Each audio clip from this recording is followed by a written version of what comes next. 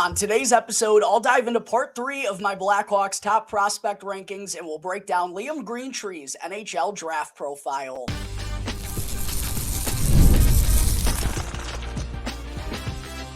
You're Locked On Blackhawks, your daily podcast on the Chicago Blackhawks, part of the Locked On Podcast Network, your team every day.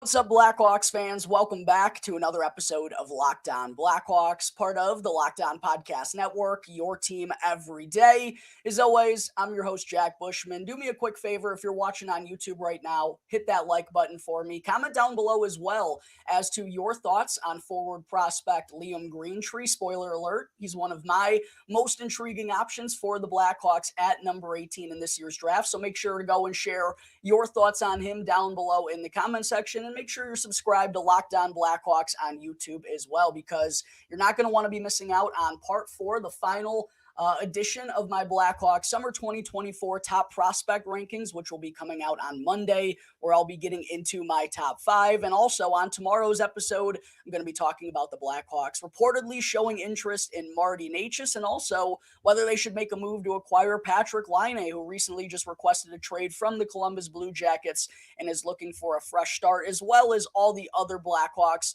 fun conversations that I'm going to be having here throughout the course of the summer. Make sure you're subscribed to the channel for me. It's 100% free, won't cost you anything, and really does help me out tremendously. Last but certainly not least, real quick, got to let you all know today's episode is sponsored by Game Time. Sign up today, create an account, and be sure to use the promo code LOCKEDONNHL in all caps, so that way you can get $20 off to the sporting events, concerts, or theater events near you. All right, good afternoon, everyone. Again, thank you all for joining me on another episode of Locked On Blackhawks, your one-stop shop for all things Chicago Blackhawks. Another beefy episode on tap here today. And to kick things off, it's part 3 of my Blackhawks Summer 2024 top prospect rankings. For those of you who may be unaware, I've extended it to a top 20 here this summer instead of the usual top 10 that I do. And I've already gotten into parts 1 and parts 2. So if you're not all caught up on the rankings at this point, you can easily find those episodes on my YouTube channel under the 2024 top prospects playlist. And again, please hit that subscribe button for me if you haven't done so already. But getting into part 3 here today, diving into my top 10. Very excited to get things going here. One thing I do want to kind of emphasize right off the top, though, and maybe I didn't do a good enough job of explaining this on yesterday's episode, but I saw in the comment section that maybe some people weren't sure why I had certain people ahead of others, and I'm going to make that a little bit more clear here today. But one thing I do want to emphasize off the top here, numbers 8 through 11 and 12, who were Gavin Hayes, came in at number 11. Nick Lardis came in at number 12. I think these 5 in particular all are super close, but I'll make sure to explain why I have each of them ranked where I do. But coming in at number 10, kicking things off here in my top 10 is none other than Nolan Allen, big 6'2", 200-pound left-handed defenseman, also known as Big Al, who's only 21 years old and turned 21 not all that long ago in April, already a grown man, and of course was a first-round pick for the Blackhawks, 32nd overall in the 2021 NHL Draft. That pick came as part of the Seth Jones deal that the Blackhawks made that day. They received the 32nd overall pick from Columbus, I believe, in exchange for the Hawks, I think, had number 7 or number 11 that year. It's honestly hard to remember at this point in time, based on all the moves that they've been making on draft day and all the trades regularly that they've made over the last couple of years. But the pick that they received back from Columbus, they took Nolan Allen 32nd overall. And at the time of that pick, some of you may remember, scouts and draft analysts didn't really have him pegged as a first-round pick.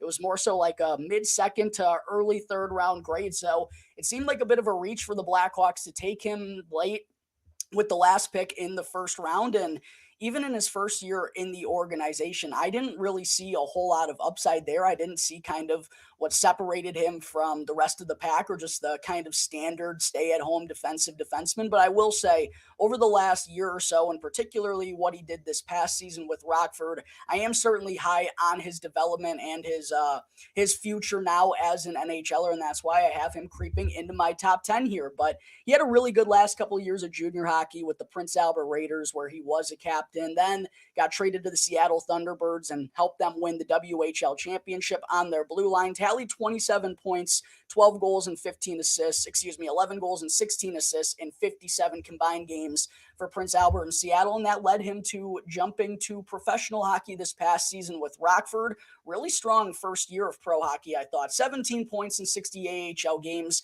5 goals and 12 assists, although offense is never really going to be his bread and butter. It's always going to be about defense with Nolan Allen. Unfortunately, he missed out on the Calder Cup playoffs due to an injury. But I did see some nice, as I did in his last year of junior hockey, some better offensive skills than I initially thought he possessed when the Blackhawks first drafted him. He's also got some really good defensive abilities as well. Very reliable already at a young age. And as I mentioned off the top, a grown man.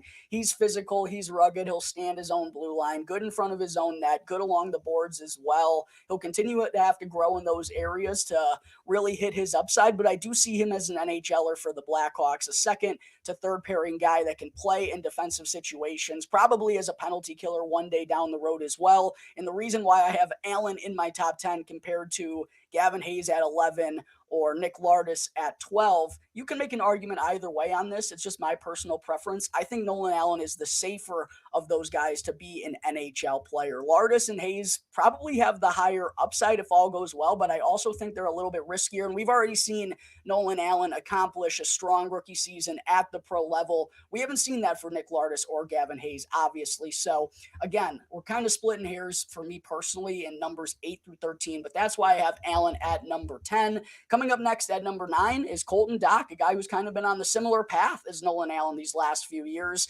6'4", 200-pound forward that turned 21 back in January. Second round pick for the Hawks, 62nd overall in the 2021 NHL draft as well. Same draft that Allen was selected. And funny enough, he also was previously a captain for the Kelowna Rockets and then got traded to the Seattle Thunderbirds to help them win the WHL championship, but didn't get a lot of action that year due to injury. Wound up playing in only 23 combined games, tallying 27 points, 12 goals, and 15 assists, and then made the leap to pro hockey this year. And his rookie season was really strong, especially as the year progressed. He really picked it up and went on some nice runs. But unfortunately, the injury bug continues to bite him, and that's always going to be a huge question over his head for these next couple of years, whether or not he can stay healthy, because he's dealt with wrist, concussion, back problems. It's been a lot for Colton Dach at a young age, which is concerning, but he's got a lot of good attributes, a really good shot, decent speed for a player of his size, plays really aggressive, kind of has a good power forward type of build, and I project him to be a middle six winger at the next level, an effective player. Probably more of a third liner than a second liner because I think his offense is a little capped due to lack of playmaking, but a middle six guy at the next level for the Blackhawks if he develops properly and avoids injury. Again, I have him ranked ahead of Gavin Hayes and Nick Lardis, though, because we've seen him have success already on the pro scene. And if he does stay healthy, again, I think he's going to be a very productive player and can be effective in different ways for the Blackhawks because of his size. Up next at number 8, it's Wyatt Kaiser, 6 foot, 180-pound left-handed defenseman who's still young. He's still only 21 years old, even though it feels like he's been in the system for a while now. Not going to turn 22 until later on this summer in late July, and was a third-round pick for the Blackhawks, 81st overall, 2 picks after Landon Slaggert in the 2020 NHL draft. Had a really good college career with Minnesota Duluth, a strong junior season to kind of close things out with 23 points in 35 games there, and then signed his ELC with the Blackhawks, played in 9 games late 2 seasons ago, and then an outstanding training camp earned him a job on the NHL roster right out of camp this year. Just wasn't able to find consistency, struggled in the defensive zone, tallied only 7 assists in 32 NHL games, and ultimately ended up getting reassigned down to Rockford, but that's not the worst thing in the world. And as I heard from Mike Folta, the play-by-play broadcaster for the Rockford Ice Hogs, it took him a little time to get established, and I'm sure it was a little frustrating for him to get sent down after having such a good training camp, but he made the most of his time down there in Rockford and wound up with 18 points, 4 goals, and 4 assists in 37 games worth of action, and also got a little bit of a taste of playoff experience in the Calder Cup playoffs as well. But he's a really good mobile skating defenseman with good offensive instincts, and honestly, he was a good defender in college at Minnesota Duluth. I know the NHL is a different beast, but he's got to get stronger. He's got to work on consistency and his exit passes and all that stuff, but he has the capabilities to be a good defender. And I think there's a lot of runway there with the way he thinks the game, his offensive abilities, and his skating most of all. So he's going to be looking to have a good fall once again to try and crack the Blackhawks roster out of camp. It's going to be a very competitive battle with a couple of guys in that boat, but I do project him to still be a middle pairing defenseman, maybe a 2B type of guy with two-way ability. I'm not giving up on Wyatt Kaiser just yet because his first 32 NHL games or 41, whatever it is technically, didn't go planned. Still have him at number 8. Up next at number 7 is Roman Kanserov, 5'9", 190-pound winger who turns 20 in September and was the 44th overall selection in last year's draft for the Blackhawks. Kind of had a ho-hum regular season with Metallurg over in the KHL, one of the better non-NHL professional leagues, but had a really strong postseason to kind of change the tides and how he's kind of looked at a little bit, I think. He had 13 points, 4 goals, and 9 assists, and 23 playoff games to help Metallurg win the Gagarin Cup. Took on a larger role. What is one of the leading point producers on his team and in the KHL playoffs. And oh yeah, he did it at 19 years of age. And the way he plays, high skating ability, offensive minded, really good playmaking and passing skills. And he has a really good motor and a really good work ethic, despite not having the biggest body. So I think Roman Kanserov plays the game that translates to the NHL level. He's already getting good experience at a young age. Has 1 year left, I believe, on his deal in the KHL. I hope he gets some good playing time over there, even though he is likely to come to North America after. But I project him to be a second line top 6 offensive minded winger, a guy who could be capable of putting up 50, 55, 60 points even at the NHL level, a really high octane skater that thinks offense first and competes in all areas of the ice. So I'm very excited by Roman Kanserov, really hoping he's going to be coming over to North America after next season. And then last but certainly not least, at number 6, it's Sam Rinzel, 6'4", 190-pound right-handed defenseman who's still only 19 years old. He's not going to turn 20 in July, even though he was a first-round pick for the Blackhawks in the 2022 NHL Draft, 25th overall. They took on Peter Mrazek's contract in order to get back in the first round. That's kind of been a win-win in 2 different areas for the Blackhawks, quite honestly, and had an okay season in the USHL with the Waterloo Blackhawks after getting drafted, 36 points in 58 games, but really shined, I thought, this year as a freshman for Minnesota. One of the best freshman defensemen in the entire conference, at 28 points, 2 goals, and 26 assists in 39 games. Also was part of the Team USA roster that won the gold medal at the World Juniors. And there's so much runway with Sam Rinzel because of his size, 6'4", and his skating ability. And he's a right-handed defenseman. These are the types of prototypes that all NHL teams love to have in their prospect pool. And I, again, thought he took really big strides this year, really great skating ability. I still don't really know if he's going to be more defensive minded or offensive minded at the next level. Good passer, doesn't have the best shot. I think because of his size, he has an ability to be a really good defender. I think he's probably going to ultimately be a 2-way guy, though. But there's such a high ceiling there with the way he skates and the passing abilities that he has. Could be a power play 2 type of guy as well, and maybe even a penalty killer down the road. Could be very versatile. Was used in defensive roles for Minnesota and also for Team USA at the World Juniors. I really think the sky could be the limit for Sam Rinzel. It's just a matter of whether or not everything fully clicks. But he's going to spend at least 1 more year at Minnesota, maybe even 2, quite honestly, because he is still a little bit raw. But there's no denying the high ceiling that he has, and that's why I have him coming in at number 6 on my Blackhawks Summer 2024 top prospect rankings. That's going to wrap up Top 3 Blackhawks fans. Again, subscribe to the channel so you don't miss out on part 4 when I get into my top 5 when that drops on Monday. And coming up in just a minute, don't go anywhere right now because I still have to get into Liam Greentree's 2024 NHL Draft Profile. But first, I got to talk to you all about Game Time. you shouldn't have to worry when you're buying tickets to the next ball game that you want to attend. And I'm happy to announce that right now, Game Time is officially an authorized ticket marketplace of Major League Baseball, which makes getting tickets both faster and easier. Plus, prices on the Game Time app actually go down the closer that it gets to the first pitch. And with killer last minute deals, all in prices, and their lowest price guarantee, Game Time takes the guesswork out of buying MLB tickets. And I personally have used Game Time for probably close to 10 years now at this point. When I was going down to the Blackhawks games during their heyday, during the Dynasty era, and when I go to Wrigley Field to watch Cubs games, or even when I'm traveling in another city and want to go see a comedy event or want to go and see a concert with one of my buddies, I always make sure to check Game Time because it's the cheapest, fastest, and easiest way for you to purchase your tickets. Plus, they got last-minute ticket deals, flash deals, and zone deals that make it so easy to find and buy MLB tickets now that baseball season is about to take over. I highly recommend you all go and download the Game Time app. And when you do, be sure to create an account and use the promo code LOCKEDONNHL in all caps to get $20 off with your first purchase. Yes, you heard me right. You can get $20 off to go see the Cubbies play at Wrigley Field this summer. All you got to do, download Game Time, create an account, and use the promo code LOCKEDONNHL in all caps. Last minute tickets, lowest price guaranteed. Game Time.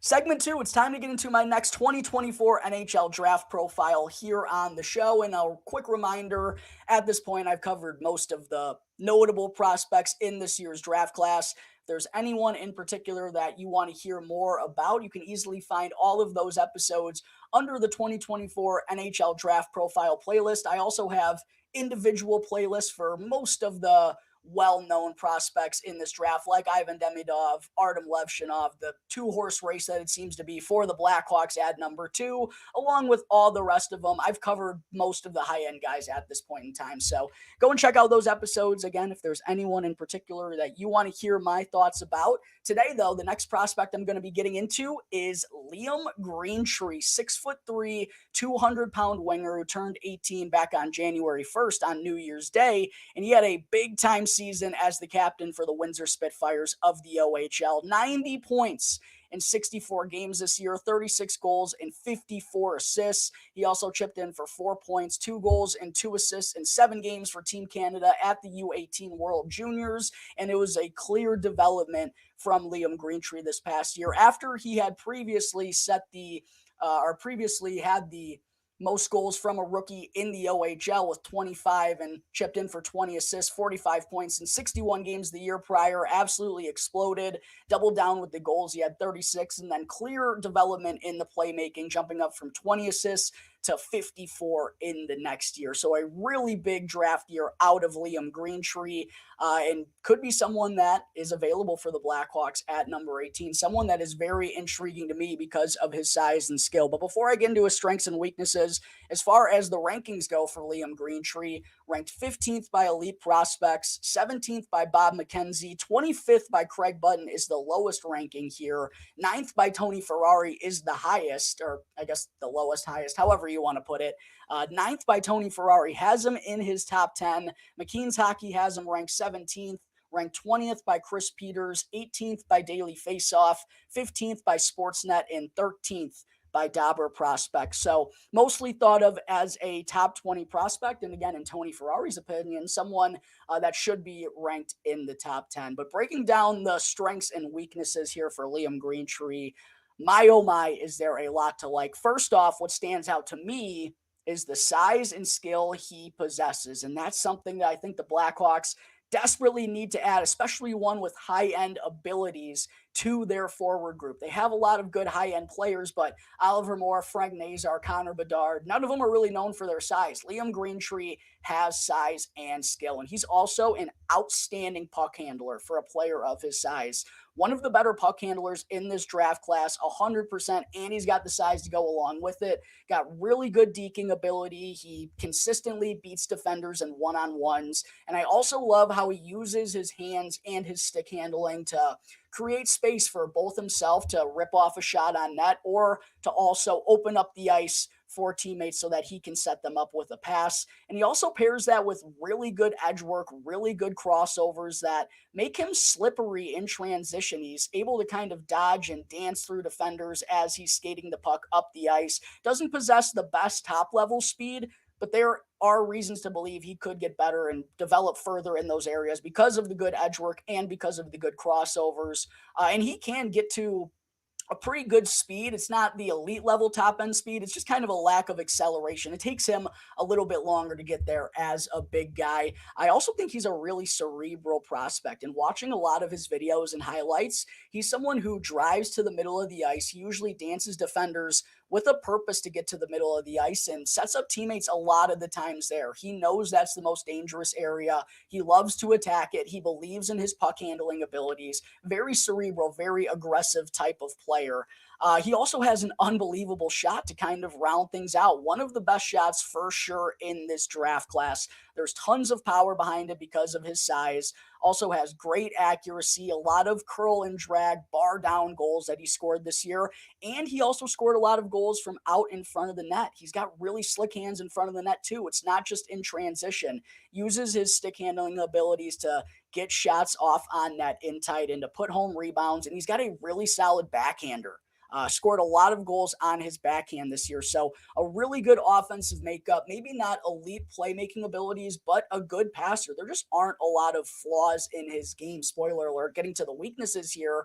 It's only a few things. The first and most notable, I would say, is the lack of top level foot speed, and the acceleration absolutely needs work. But again, the skating mechanics are solid, good edge work, good crossovers, and he is a good skater. He has good top speed. It's just not at the elite level. And I would say the same thing for his playmaking. It's not at that elite level, but it's very good. And we saw the development over the last year where, he jumped all the way up to 54 assists in 64 games this year for the Windsor Spitfires. And he kind of had to be the man for Windsor. They were a rebuilding team in the OHL, one of the worst teams in the league, but they weren't dead last because of Liam Greentree. He was someone that, utilized himself everywhere. Another one of his strengths, I think, could be his versatility. He was a penalty killer for Windsor this year, scored a ton of goals on the power play, a really lethal shot on the man advantage as well, and had to work hard in the dirty areas to win battles for his team. He kind of put the Windsor Spitfires on his back this past year. So there's a lot of diversity to like. Maybe there are a couple of attributes that are lacking elite level upside, and that's kind of what puts him in the second tier of prospect. But again, all of his traits, he's really good in all areas. I would like to see him, though, become a bit more physical for a player of his size who is already 200 pounds. I don't think he throws his body around consistently enough. And I also would like to see him be a little bit more rugged on the defensive side of things. And in coverage, he can grind players out harder with the big body that he has. Maybe he had to think offense a little bit more because Windsor was so poor this season. But I would like to see him kind of use his body to his advantage on the defensive side of things a little bit more. I think that would allow him to fully round out his arsenal and to really hit his peak and allow him to become an even better power forward that can impact the game in more ways at the next level. So as far as my projection for Liam Greentree, I'm really high on this kid. I think he's going to be a very good NHLer and the potential to be a really darn good one if he continues to develop that acceleration and that speed. And there's a belief that he absolutely can do that. But I believe, even if he doesn't develop elite skating abilities, he's going to be a top six player, probably more of a second liner than a top line guy, but someone who's very versatile, can play on the power play, can play on the penalty kill. I think his shot's going to translate to the next level. I think he's going to be a 20 goal scorer. I wouldn't be surprised if he's a 25, 35, 60 to 70 point type of guy. And there could be even more runway again if he further develops that skating, but a lot to like here. He competes hard. He was a leader, was the captain of the Windsor Spitfires, kind of put the team on his back this year, impacted the game in all areas. And one thing I think is, maybe just a narrative I'm building up in my mind, maybe, but something that I think is a little bit worthwhile. It was probably very frustrating for him playing on a poor OHL team this past year, but that, never skewed away his effort. He put in the work day in and day out for Windsor. And I think that's going to go a long way as he goes to the next level. He experienced losing and, he's going to work through those things and try not to experience losing at that level again. I know hockey is obviously a team sport, but I feel like he's going to be a motivated guy and has that desire to, again, impact the game in all areas. So, as far as a long term fit with the Blackhawks, I'd personally be licking my chops if Liam Greentree makes it to number 18. I think he's exactly the type of player that they could use in their forward prospect pool. Someone with size and skill, good work ethic, has a really good shot. I think there's a top 6 game there. I think he would be a really solid pick at number 18, can play a diversified role.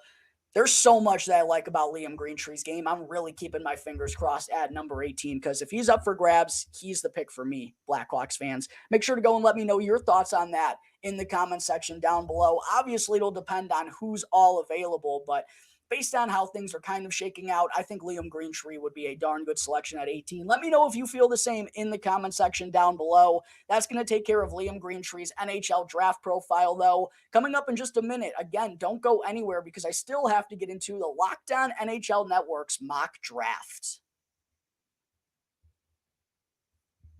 But first, I need to talk to you all about Ultimate Hockey GM.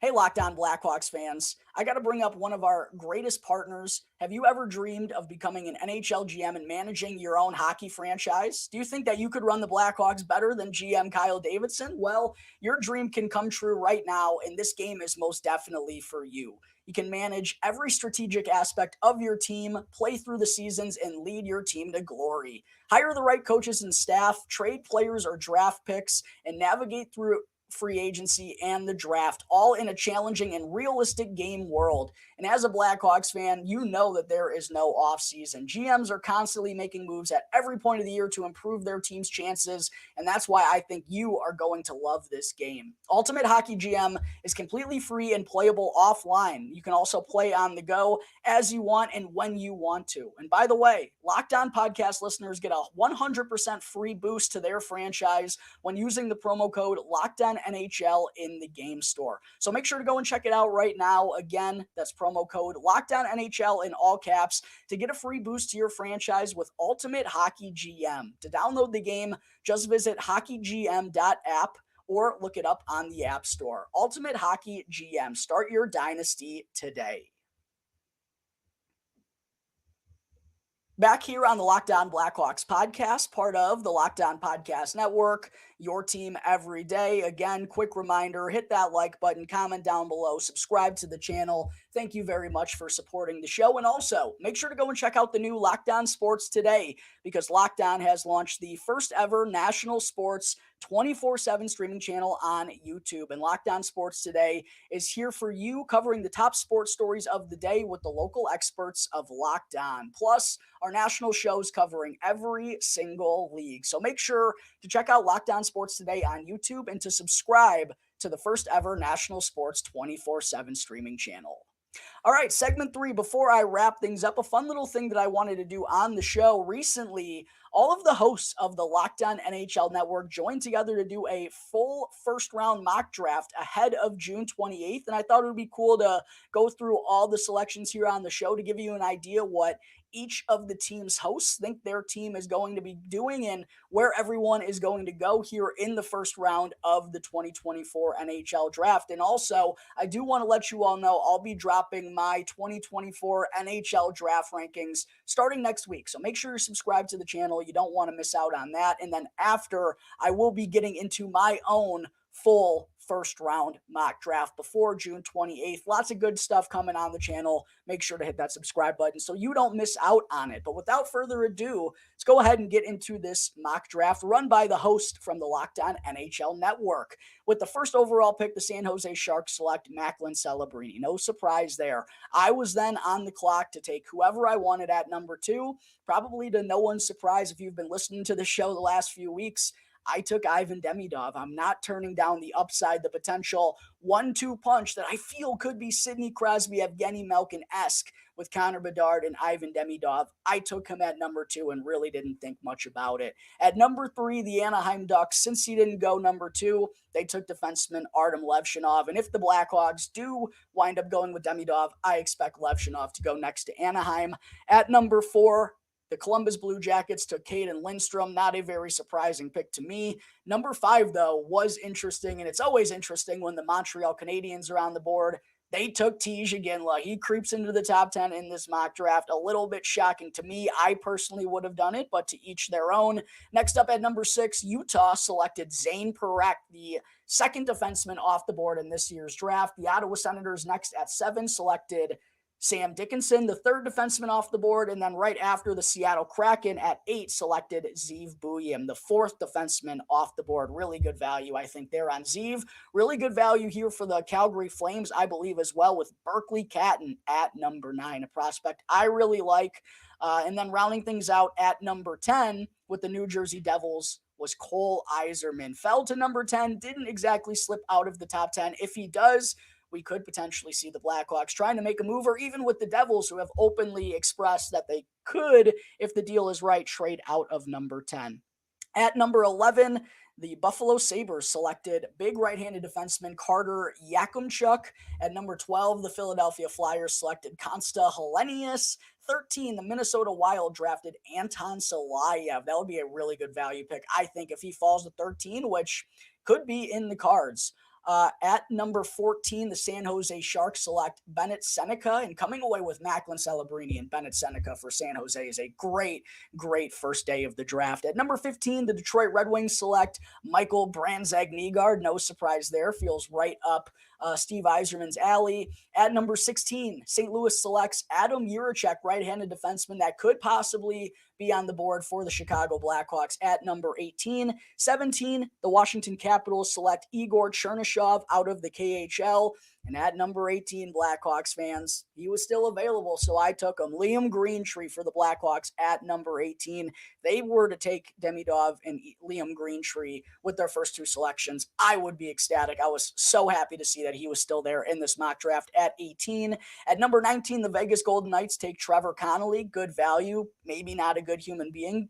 Jury's still out on that one. Number 20, the New York Islanders select Tarek Periskak. 21, the Los Angeles Kings select Cole Hudson.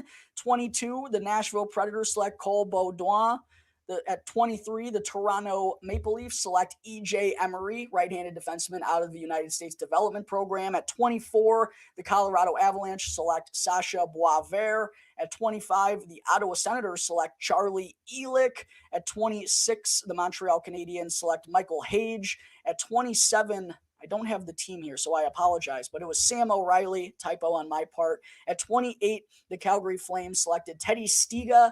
At 29, the Dallas Stars selected Harrison Brunicky. At 30, the New York Islanders selected Dean Letourneau. At 31, the Anaheim Ducks selected Andrew Basha. And then at 32nd, to round things out in the first round, the Philadelphia Flyers selected Ryder Ritchie. Go and share your reaction to that mock draft in the comment section down below. Was there someone in particular that stood out to you that went too high or went too low? And again, let me know what you think about the Hawks selecting Demidov at number 2 and also selecting Liam Greentree at number 18. But that's going to wrap up today's episode of Locked On Blackhawks. As always, thank you all again for joining me on the show. Make sure to go and show some support by following Locked On Blackhawks for free wherever you may be listening to your podcast, and to go and subscribe to Locked On Blackhawks on YouTube. Even if you're just someone who frequently listens to the audio version, do me a huge favor. Go and subscribe to the channel. 100% free, won't cost you anything, and really goes a long way for yours truly. And go and follow me on X at Jack Bushman too. You can find my Strictly Blackhawks account at Talkin' Hockey for all the latest Blackhawks news and updates. So until tomorrow's episode, everyone, enjoy the rest of your days. Make sure to keep your eyes peeled. Tomorrow's episode is going to be a fun one. So is Monday's, getting into the 4th and final part of my Blackhawks top prospect rankings. Until then, everyone stay safe. I'll see you next time on the Locked On Blackhawks podcast, part of the Locked On Podcast Network, your team every day.